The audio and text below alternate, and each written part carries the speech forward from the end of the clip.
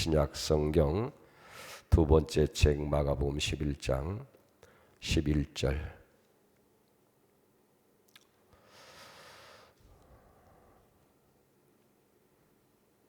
받들어 봉독해 올리겠습니다. 예수께서 예루살렘에 이르러 성전에 들어가사 모든 것을 둘러보시고 때가 이미 저물매 12제자를 데리고 베다니로 나가시니라. 이튿날 그들이 베다니에서 나왔을 때에 예수께서 시장하신지라 멀리서 잎사귀에 있는 한 무화과 나무를 보시고 혹 그 나무에 무엇이 있을까 하여 가셨더니 가서 보신즉 잎사귀 외에 아무것도 없더라. 이는 무화과의 때가 아님이라. 예수께서 나무에게 말씀하여 이르시되 이제부터는 영원토록 사람이 내게서 열매를 따먹지 못하리라 하시니 제자들이 이를 듣더라.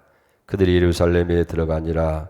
예수께서 성전에 들어가서 성전 안에서 매매하는 자들을 내쫓으시며 돈 바꾸는 자들의 상과 비둘기 파는 자들의 의자를 둘러엎으시며 아무나 물건을 가지고 성전 안으로 지나다님을 허락하지 아니하시고 이에 가르쳐 이르시되 기록된 바 내 집은 만민이 기도하는 집이라 칭함을 받으리라고 하지 아니하였느냐. 너희는 강도의 소굴을 만들었도다 하시매 대제사장들과 서기관들이 듣고 예수를 어떻게 죽일까 하고 꾀하니 이는 무리가 다 그의 교훈을 놀랍게 여김으로 그를 두려워하미러라. 아멘. 할렐루야. 우리가 2020년 고난주간 특별 새벽기도 첫 시간 주님 앞에 나와서 예배를 드립니다. 하나님께서 우리에게 귀한 시간 허락하신 것 너무나 감사하고 우리가 어려움 중에 있지만은 이렇게 또 함께 모여서 예배 드릴 수 있다고 하는 것은 얼마나 복되고 은혜로운 줄 믿습니다. 여러분 한 사람 한 사람에게 성령으로 충만하게 하시고 십자가에서 고난을 당하신 주님의 은혜가 충만하기를 바랍니다. 특별히 가정에서 영상으로 예배드리는 여러분들에게도 동일한 은혜가 임하기를 주의 이름으로 축복을 드립니다. 오늘 여기 본문의 마가복음은 자기 백성을 위해서 구원하시기 위해서 성실히 일하시고 순종으로 고난을 받아들이시는 주님을 묘사함으로 인해서 당시 로마에 의해서 고난받고 있던 이 성도들을 위로하고 또 마지막 때를 살아가는 우리에게도 그리스도의 고난에 함께 동참할 것을 권면하는 내용으로 기록되어 있는 것을 보게 됩니다. 하나님의 아들이시고 만왕이신 왕이신 예수님께서 온갖 수치와 고난을 당하시면서 버림을 받으신 것은 죄 있는 우리를 구원해서 하나님 자녀 되게 하고 천국 백성 삼기 위한 하나님의 뜻인 줄로 믿습니다. 우리가 이 마가복음의 요절이라고 할 수 있는 마가복음 10장 45절이 그것을 확실하게 우리에게 보여주고 있습니다. 인자가 온 것은 섬김을 받으려 함이 아니라 도리어 섬기려 하고 자기 목숨을 많은 사람의 대속물로 주려 함이라. 예수님이 이 땅에 오신 목적을 분명하게 말씀하고 있는데 첫째는 섬기려 오셨다고 말씀하시고 두 번째는 자기 목숨을 대속물로 주시기 위해서 오셨다 하는 거예요. 그렇기 때문에 우리 기독교는 섬김의 종교고 구원의 종교인 줄로 그렇게 믿습니다. 특별히 마가복음의 핵심은 예수님의 마지막 생애의 1주간을 고난과 그 십자가를 핵심으로 해서 조명하면서 우리가 관계를 갖고 있는 것을 발견하게 되어집니다. 오늘 고난 주간을 맞이하는 이 첫 시간 우리는 주님의 공생의 마지막 한 주간의 삶을 우리가 돌아보면서 우리의 삶의 자세를 바르게 하는 은혜가 있기를 축복합니다. 어떤 사람이 병원에 가서 건강 이상에서 진단을 했는데 의사가 진단 결과를 얘기합니다. 어떻게 이렇게 늦게 오셨습니까? 안타깝습니다. 당신은 일주일 이상 더 살 수가 없습니다. 그런 이야기를 들었을 때에 이 사람의 심정은 어떠했겠느냐 하는 거예요. 그리고 남은 일주간을 그 사람이 어떻게 살아가겠느냐. 만약 오늘 우리에게도 그런 음성이 들려있다면 당신은 일주일 이상 더 살 수가 없습니다. 그때 우리가 어떻게 해야 할 것인지를 우리가 스스로 질문해 보면서 우리가 주님의 남으신 일주일을 우리가 한번 추적하면서 이 아침에 은혜를 나누기를 원합니다. 예수님께서 어제 주일에 나귀를 타시고 예루살렘에 입성을 하시게 됩니다. 많은 예루살렘의 백성들이 길거리로 나와서 호산나 호산나 다윗 자손 예수여 어서 오시옵소서, 이제 종려나무가지를 꺾어 들고 예수님을 환영하게 되어집니다. 마가복음 오늘 11장 9절 10절에 보니까 호산나 찬송하리로다, 주의 이름으로 오시는 이여 찬송하리로다, 오는 우리 조상 다윗의 나라여 가장 높은 곳에서 호산나라 하리로다. 우리는 이 주일을 종려주일이라고 얘기합니다. 저들이 입성하시는, 예루살렘에 입성하신 예수님을 종려나무가지를 들고 환영했기 때문에 종려주일이라 그렇게 이야기합니다. 근데 저들이 이렇게 많은 예루살렘 백성들이 모두가 모여서 예수님을 환영하고 영접하는 이유에 대해서 여기 10절은 그렇게 얘기하는 거예요. 오는 다윗의 자손, 다윗의 조상, 우리의 조상 다윗의 나라여. 그러니까 이스라엘 백성들은 오랫동안 사모하고 저들이 원했던 다윗의 그 영광스러운 나라가 이제 예수님을 통해서 이루어질 것이라고는 그런 기대가 있었기 때문에 오는 우리의 조상 다윗의 나라여 라고 외치면서 예수님을 환영하고 있는 것을 보게 되어집니다. 자, 그러나 예수님이 이 땅에 오신 목적은 어떤 개인의 영달을 위해서 오신 것도 아니고, 이렇게 예루살렘에 입성하시는 것은 저들이 기대하는 것처럼 다윗의 그 영광스러운 나라를 다시 회복하시기 위해서 오신 것이 아니고 바로 십자가를 지시기 위해서 예루살렘에 입성했음을 성경은 분명히 밝히고 있습니다. 마태복음 16장 21절에 보면 이때부터 예수께서 자기가 예루살렘에 올라가 장로들과 대제사장들과 그리고 서기관들에게 많은 고난을 받고 죽임을 당하고 제3일에 살아나야 할 것을 제자들에게 비로소 나타내시니라고 말씀하고 있는 것을 보게 됩니다. 사랑하는 여러분, 십자가를 지시기 위해서 고난에 차린 예루살렘으로 오시는 주님을 우리가 묵상하면서 우리도 그 고난에 함께 참여하는 은혜가 있기를 주의 부탁을 드립니다. 오늘 여기 본문의 말씀의 시작을 보면 예수님께서 이와 같이 백성들의 환영을 받으면서 예루살렘에 입성한 후에 예수님은 다른 곳에 가지 아니하시고 곧바로 예루살렘 성전에 가서 성전을 돌아보셨다는 거예요. 그리고 날이 저물어서 예수님은 제자들을 데리고 이 예루살렘을 떠나서 베다니로 가셨다는 것을 우리가 보게 됩니다. 11절을 봅니다. 때가 이미 저물매 12제자를 데리시고 베다니로 나가시니, 이 예루살렘에서 베다니로는 약 2km, 5리 정도가 되어집니다. 예수님이 쉽게 다녀올 수 있는 그런 거리에 있는 이 베다니 마을인 것을 보게 되어집니다. 근데 오늘 여기 본문에 기록되어진 몇 가지 사건을 우리가 통해서 우리에게 주님께서 주시는 교훈의 말씀을 이 아침 받기를 원합니다. 그 가운데 첫째는 뭐냐면 무화과 나무를 저주한 사건입니다.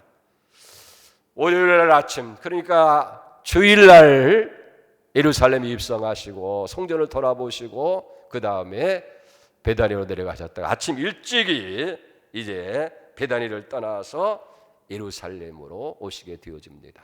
그리고 아침 일찍이 출발하다 보니까 조식을 잡수시지 아니하신 것 같아요. 그래서 예수님뿐만 아니라 제자들이 몹시 시장하게 되어진 거예요. 그랬더니 마침 그때 길가에 무화과나무가 잎사귀가 무성한 무화과나무가 있는 것을 발견하고 혹시 거기에 열매가 있을까 해서 찾아보았지만 아무리 찾아보아도 이 무화과나무에 열매가 있지를 아니합니다. 그래서 예수님께서 열매가 없는 그 무화과 나무를 저주하게 되신 거예요. 14절을 보세요. 예수께서 나무에게 말씀하여 이르시되 이제부터는 영원토록 사람이 되게 해서 열매를 따지 못하리라 하시니 시자들이 이를 듣더라. 다른 복음서에 보니까 즉시 나무가 말라 죽었더라라고 그렇게 기록되고 있는 것을 보게 되어집니다. 여러분, 여기에는 아주 중요한 의미가 있어요. 본래 무화과 나무라고 하는 것은 3월 말경에 싹이 나게 되어지고 이제 5, 6월이 지나고 열매가 익어서 7월경에 열매를 수확하게 되어진다는 거예요. 그러니까 지금은 시기적으로 6월절이 있는 3월 말에서 4월 초가 되어지는 거예요. 그래서 오늘 성경에도 보면 아직 무화과 때가 이르지 아니했더라라고 하는 거예요. 자, 그러면 그런 상식이 예수님께 있을 텐데 어찌해서 예수님께서 이 무화과 나무를 다시는 내게서 열매를 맺지 못하리라고 그렇게 저주를 했겠느냐 하는 거예요. 무신론자인 러셀이 그런 얘기를 합니다. 왜 나는 기독교인이 아닌가라고 하는 그의 책에서 자기가 예수를 신뢰할 수 없고 믿을 수 없는 여러 가지 이유를 이야기하면서 그 중에 가장 중요한 것 중 하나가 죄 없는 무화과 나무를 저주한 것이라고 그렇게 얘기합니다. 그는 그렇게 얘기하는 거예요. 무화과의 때가 아니어서 열매가 없는 것을 결코 나무의 잘못이 아니다. 그런 나무를 저주한 것은 예수께서 비도덕적인 행동을 한 것이다. 그래서 나는 예수를 믿지 아니한다라고 그렇게 할 정도까지 상식에 벗어난 것과 같은 무화과 때가 아닌데 열매가 당연히 없는 것이 당연한데 어찌해서 이 무화과 나무 열매 나무를 저주하셨느냐 하는 거예요. 여러분, 예수님이 무식해서 그렇습니까? 상식이 없어서 그렇습니까? 예수님이 불의해서 그렇게 했습니까? 러셀이 얘기한 것처럼 비도덕적인 행동을 하는 사람이었기 때문에 그랬습니까? 아니에요. 거기는 분명한 이유가 있다는 거예요. 첫째는 이 무화과나무 잎만 무성하고 열매가 없는, 마치 열매가 있는 것처럼 그렇게 현혹하고 있게 되는 거예요. 여러분, 무화과나무 아시잖아요. 특이한 나무예요. 먼저 열매가 맺어지고 그 다음에 잎사귀가 나오는 것이 무화과나무의 특징입니다. 그러니까 당연히 잎사귀가 무성하다고 하면 열매가 분명히 있어야 할 것이 아니겠느냐 하는 거예요. 그런데 잎사귀만 무성했지 열매를 찾을 수 없기 때문이었다는 거예요. 이것은 이스라엘이 열매를 맺지 못한 채 하나님을 기만하고 있는 모습과 다름없다는 거예요. 그래서 여기서 이 무화과나무라고 하는 것은 바로 이스라엘 백성들을 상징하게 되는 거예요. 그러니까 예수님께서 사실은 무화과나무를 저주한 것이 아니라 무화과나무 저주를 통해서 이스라엘 백성들, 열매를 맺지 못하는 이스라엘 백성들을 책망하고 계시다고 하는 사실이에요. 무화과나무처럼 잎사귀만 무성했지 하나님께서 원하시는, 기대하시는 의의 열매를 저들이 맺지 못하고 있다는 거예요. 그리고 이 무화과나무를 저주하는 이 사건을 통해서 이제 범죄하고 하나님의 뜻을 떠난 이스라엘 백성들의 하나님의 심판이 임박했다는 것을 말씀해주고 있습니다. 여러분, 더 중요한 것이 있어요. 그건 뭐냐면 이 하나님의 심판과 저주는 단순히 이스라엘 백성만을 향한 것이 아니고 오늘날 예수를 믿는 우리에게도 열매가 없다고 한다고 하면, 우리가 당연히 맺어야 할 열매가 없다고 한다면 하나님의 저주와 심판을 받을 수밖에 없다 하는 것을 교훈하는 사건인 줄로 믿습니다. 우리는 때때로 신앙생활을 하면서 신앙의 연륜을 자랑합니다. 나는 모태 신앙입니다. 나는 10년, 20년을 믿었습니다. 나는 평생 주의 전에서 이렇게 저렇게 섬기고 장로도 되고 권사가 되어지고 교회에 충성된 일꾼이 됐습니다. 여러분, 그렇게 자랑하지만은 그러나 그 사람의 삶 속에서 하나님이 원하시는 열매가 없다고 한다면 오늘 이 열매 없는 무화과나무처럼 하나님의 저주와 심판을 받을 수밖에 없다고 하는 사실을 여기 말씀하고 있는 거예요. 오늘 우리 자신을 돌아보세요. 내게 정말 하나님이 기대하는 열매가 있는가? 신앙의 연륜은 깊은데 우리 자신에게 열매가 없다고 하면 하나님이 우리도 저주할 수밖에 없고 심판할 수밖에 없다는 것을 우리에게 말씀하는 거예요. 여러분, 그러면 왜 이 무화과나무에 열매가 없을까요? 왜 열매를 맺지 못했을까요? 거기에 대해서 요한복음 15장 5절에 분명히 말씀해 주고 있습니다. 나는 포도나무요 너희는 가지니 저가 내 안에 내가 저 안에 있으니 이 사람은 과실을 많이 맺나니 나를 떠나서는 너희가 아무것도 할 수 없습니다. 예수님 말씀은 뭐예요? 가지가 포도나무에 붙어 있으면 저절로 열매를 맺는다 하는 거예요. 그러면서 다음에 하신 말씀이 없어요. 사람이 나를 떠나서는 너희가 아무것도 할 수가 없느니라. 가지가 나무에 붙어 있어야 열매를 저절로 맺어지는 것처럼 우리도 예수 안에 있어야. 그래서 너희가 내 안에 거하고 내 말이 너희 안에 있으면 저절로 열매를 맺는다 하는 거예요.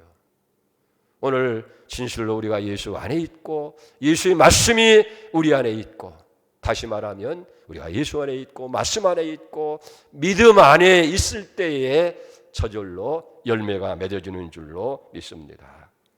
사랑하는 성도 여러분, 오늘 주님께서 우리에게 기대하시는 그런 열매, 그게 회개의 열매입니다. 빛의 열매입니다. 빛의 열매라고는 착한 바이로움과 진실함에 있다고 말씀합니다. 성령의 열매를 맺어야 돼요. 기도의 열매를 우리가 맺고 충성과 봉사의 열매를 풍성하게 맺어야 될 줄 믿습니다. 그래서 항상 우리에게 열매가 있을 때에 주님 기뻐하시고 축복하실 줄로 믿습니다. 이게 무화과나무를 저주한 이유예요. 두 번째로 성전 청결의 사건이 이제 기록되어 있습니다. 그리고 나서 예루살렘에 들어가신 예수님이 이제 곧바로 다른 데 가지 아니고 성전 안에 들어갔는데, 성전 안에 들어가 보니까 이게 아우성이 아전입니다. 돈을 바꾸는 사람과 물건을 파는 사람들로 떠들썩하게 되는 거예요. 오늘 15절을 보세요. 예수께서 성전에 들어가서 성전 안에서 매매하는 자들과 내어 쫓으시며 돈 바꾸는 자들의 상과 비둘기 파는 자들의 의자를 둘러보시며 아무나 물건을 가지고 성전 안으로 지나다님을 허락지 아니하시고, 상을 뒤로 엎고 거기 있는 모든 사람을 다 꾸짖어서 내어 쫓는 일을 보게 됩니다. 그러면서 예수님이 하신 말씀이 17절이에요. 이에 가르쳐 이르시되 기록된 바 내 집은 만민이 기도하는 집이라 칭함을 받으리라 하지 아니하느냐. 너희는 강도의 소굴을 만들었도다 하시네. 여러분, 어찌 보면 저들이 성전 안에서 돈을 바꾸고 또 물건을 파는다고 하는 것은 합법적인 거예요. 정당한 거예요. 그럼에도 불구하고 이제 예수님께서는 뭐라고 그래요? 너희들은 하나님의 성전을 강도의 소굴을 만들었다. 왜 그렇습니까? 성전의 본래의 목적을 상실한 채 행하는 일들, 그것이 아무리 합법적이고 그것이 사람 보기에 좋은 것이라 할지라도 성전의 목적을 상실하고 하는 일들은 저주를 받을 수밖에 없고 책망을 받을 수밖에 없다 하는 거예요. 여기 보니까 성전 안에서 돈을 바꾸는 자들, 성전 안에서 왜 돈을 바꿉니까? 은행도 아닌데. 이유가 있어요. 12살 이상 되어진 남자들이 성전 안에 들어가게 되어지면 반드시 성전세를 내야 되는 거예요. 근데 이 성전 안에서 사용하는 화폐가 그 당시 일반적으로 쓰는 공용 화폐와 그 가치가 다른 거예요.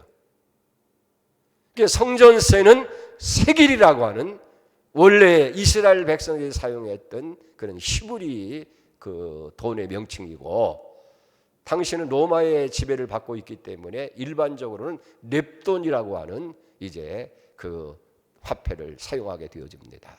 그래서 성전에 들어갈 때는 반드시 성전세를 내야 되는데, 이제 렙돈이라고 하는 일반적인 화폐를 가지고 와서 성전 안에서 사용하는 이 히브리 화폐인 세겔로 바꾸어서 드려야 되는 거예요. 그래서 반세겔을 성전에 드리게 되는데, 여기 그 반세겔의 가치는 뭐냐면 노동자 하루의 품삯이 한 세겔, 그러니까 노동자 하루의 품삯의 절반에 해당하는 돈을 이제 성전세로 내야 되는 거예요.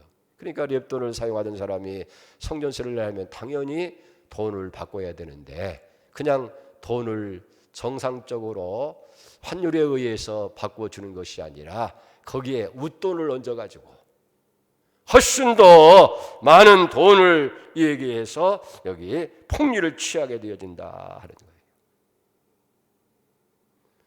돈을 바꾸는 것이 정당한 일이지만은 인간적인 욕망을 채우는 그런 폭리를 행하기 때문에 주님께서 저들을 쫓아낸 거예요. 여러분, 교회라고 하는 것은 인간의 어떤 욕망을 추구하고 채우는 곳이 아니에요. 교회라고 하는 것은 반드시 섬김과 헌신과 봉사의 자리가 교회인 줄 믿습니다. 우리는 교회원에서 섬김을 있어야 돼요. 봉사를 해야 돼요. 충성을 해야 되어진다 하는 거예요. 그런데 그것이 아니고 인간적인 욕구를 채우는 그것이 될 때에 성전의 목적을 상실한 것이 되고 책망을 받을 수밖에 없다는 거예요. 두 번째는 여기 양과 비둘기를 파고 사는 일입니다. 이건 다 제사에 쓰는 제물을 의미하는데, 하나님께 드리는 것은 언제나 깨끗하고 온전한 것을 드려야 돼요. 근데 사람들이 하나님 앞에 제물을 드리기 위해서 먼 곳에서 가져오다 오면 양도 그렇고 소도 그렇고 비둘기도 그렇고 이제 상하게 되어지게 되고 병들게 되어지고 흠집이 나게 되면 하나님께 드릴 수 있는 것들이 되지는 못하는 거예요. 그래서 결국은 하나님 앞에 제사 드릴 때 쓸 이 제물을 별도로 성전 주변에서 잘 관리해서 건실하고 흠없고 깨끗한 것을 이렇게 드리게 한 거예요. 그러니까 사람들이 집에서 짐승을 가지고 오는 것이 아니라 교회에 와서 돈을 주고 양도 사고 비둘기도 사고 제물을 사서 드리게 되는 거예요. 그러니까 꼭 필요한 일이죠. 근데 역시 그것도 정당하게 값을 받고 이제 판다고 한다면 되는데, 성전을 관리하는 제사장들과 타협해가지고 더 많은, 심지어는 10배, 20배 받는 폭리를 취하면서 저들이 물건을 팔게 되어지니까 결국은 그 모든 행위가 강도의 행위이고 결국은 성전이 강도의 소굴이 될 수밖에 없다는 거예요. 사랑하는 여러분, 성전은 하나님께 예배드리는 곳입니다. 성전은 하나님께 기도하는 곳입니다. 성전은 하나님과 만나는 곳이지 결코 인간의 욕심을 채우고 인간의 욕망을 채우는 복마전이 되어서는 아니 되어진다는 거예요. 결코 교회 안에서 상사꾼들이 모여서도 안 되고 인간의 욕심을 채우는 것이 되어서는 안 된다는 거예요. 오직 예배, 오직 기도, 오직 찬양으로 우리는 성전을 성전되게 해야 될 줄로 그렇게 믿습니다. 여러분, 우리는 여기서 한 가지 생각해 봐요. 그래, 아무리 저들이 잘못됐으면 온유하시고 겸손하신 평화의 왕으로 오신 예수님께서 조용히 탈일고 설득해서 다시는 그러지 말라고 해도 되어질 텐데 어떻게 그렇게 과격하게 진노하시고 화를 내시면서 물건 상을 들이 없고 그리고 모든 사람을 다 내쫓을까? 여러분, 여기 예수님의 분노를 보게 됩니다. 첫째는 예수님의 이름을 빙자해서 인간의 욕구를 채우는 것에 대한 분노인 거예요. 말씀드린 대로 교회는 인간의 이득을 취하는 것이 아니에요. 반드시 드림과 헌신과 그리고 봉사하는 것, 여러분 잊어서는 안 돼요. 내가 어떻게 무엇을 주 앞에 드릴까? 어떻게 내가 헌신할까? 어떻게 내가 주님을 위해서 내 자신을 드릴까? 이 교회의 목적입니다.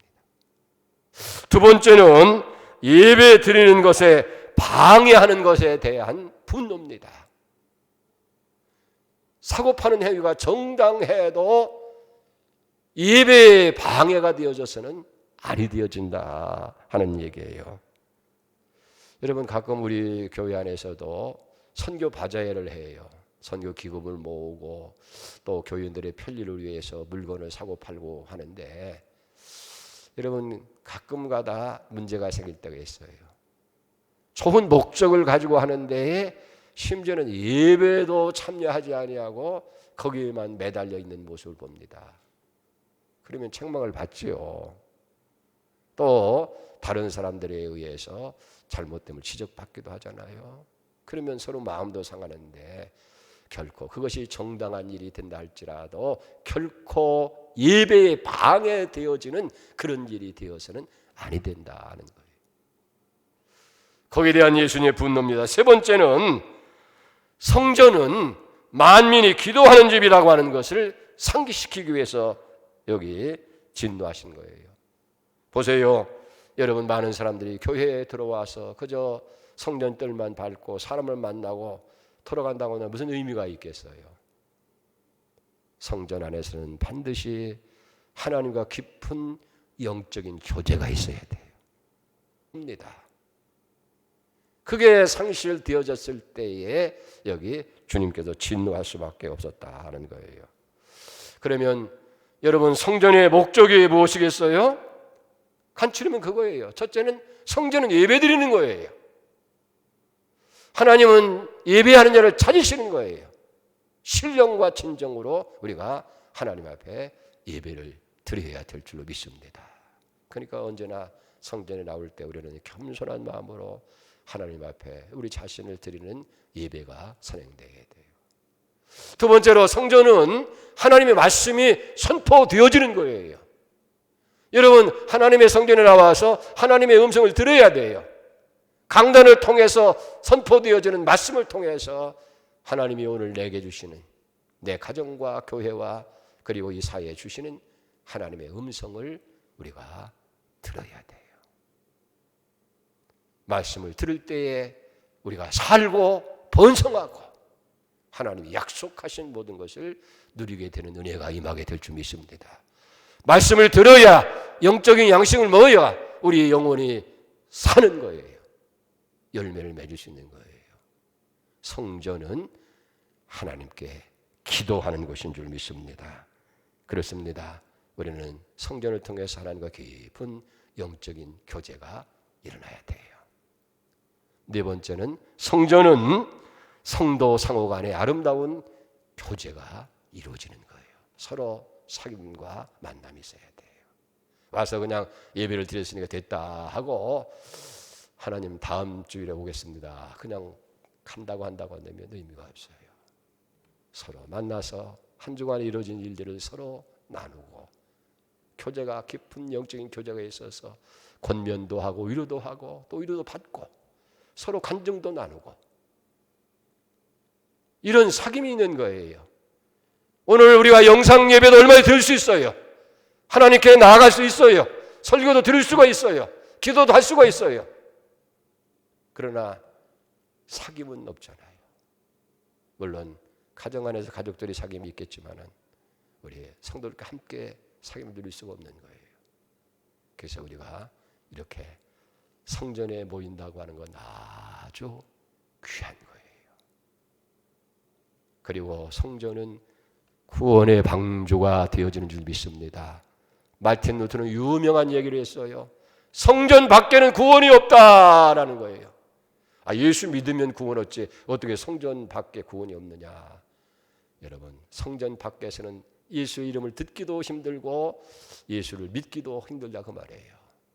성전 안에 올 때에 우리의 마음을 모아서 정말 성령께서 새벽에 들려주시는 그 음성을 듣고 진정한 믿음 생활할 수 있기 때문에, 그래서 성전이 중요한 거예요. 그래서 성전을 사모해야 돼요. 사랑하는 성도 여러분, 이러한 성전의 목적을 상실하고 단순히 예배된다는 명분 아래 인간의 욕심만 채우에 급박한 것을 보시고 주님께서는 여기 책망할 수밖에 없었다는 거예요. 자, 그렇다면 오늘 우리 눈에 보이는 이 성전 교회와 그리고 성령이 거하시는 성령의 전인 우리의 마음의 성전, 정말 하나님의 성전의 목적대로 우리가 그 성전을 세워가고 있느냐, 여러분 살펴봐야 돼요. 오늘 이 교회가, 그리고 내 자신이 하나님의 전이라고 그랬는데, 성전이라고 그랬는데, 내 안에 예배가 있고 내 안에 말씀이 선포되어지고 내 안에 하나님과 깊은 영적인 교제의 기도가 있고 내 안에서 모든 사람들과 함께 어울리는 사귐이 있고 진정한 구원의 역사가 이루어지고 있느냐 하는 것, 우리가 살펴봐야 될 줄로 믿습니다.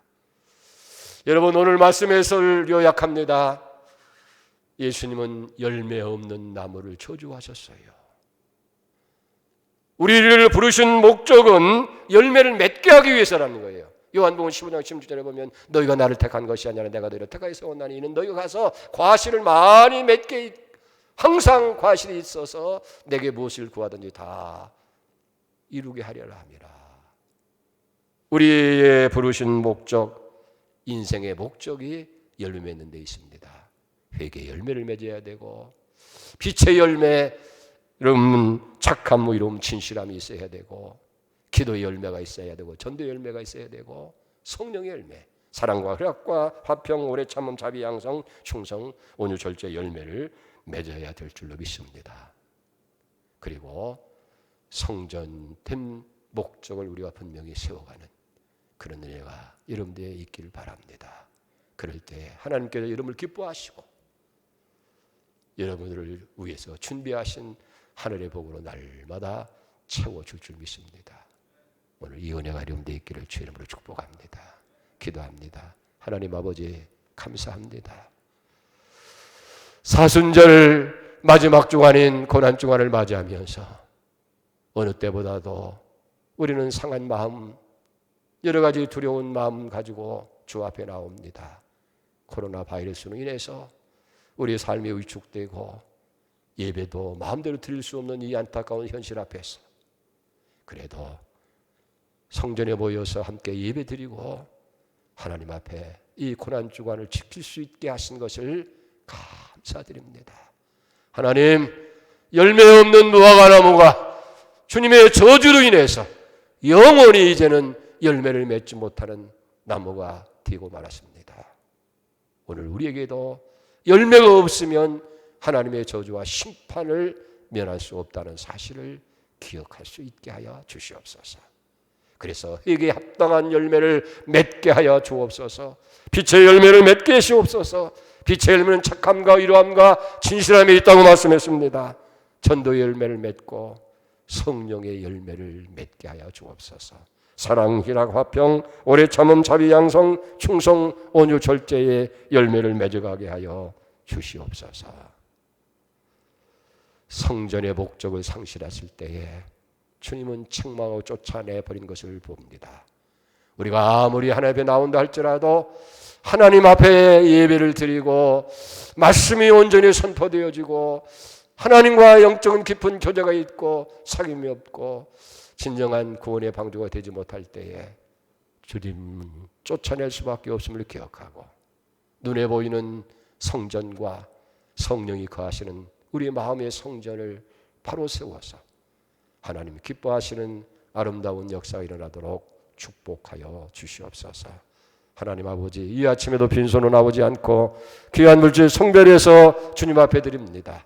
정성을 다한 예물에 만복을 베풀어 주시고 이 예물을 통해서 하나님 나라가 더 이 땅에 확장되고 두려움과 어려움 속에 있는 많은 사람들에게 새로운 용기와 희망을 줄 수 있도록 축복하여 주옵소서.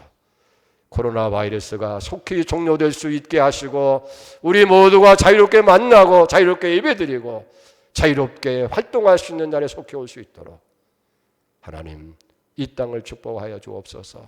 내 백성이 그 악한 길을 떠나 스스로 낮추고 겸손히 내 얼굴을 찾으면 내가 만나고 그 땅을 고쳐주시리라고 말씀하셨사오니 겸손히 회개하는 저들 되게 하시고 새롭게 고침받는 역사가 이 땅 위에 이 민족 위에 그리고 인류에 임할 수 있도록 축복하여 주시옵소서.